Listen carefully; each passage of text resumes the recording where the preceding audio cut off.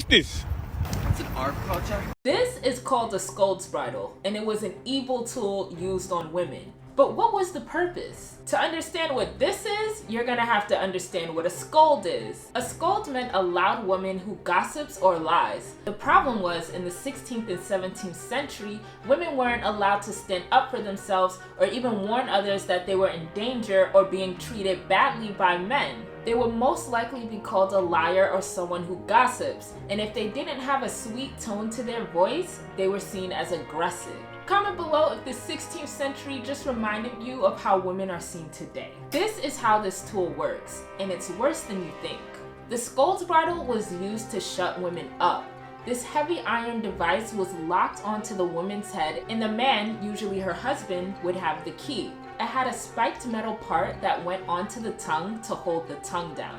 And a lot of times this caused cuts, bruises, or infections that would lead to make it even worse, the man would tie a leash to the helmet and walk around the town to show everyone that she is an embarrassment.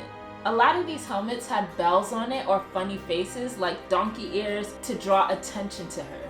And the men would be seen as heroes because they were taming their women. Back then, the belief was a man who tamed a woman was seen as good, and a woman who could take this on was a sign of a trusting, good Christian wife.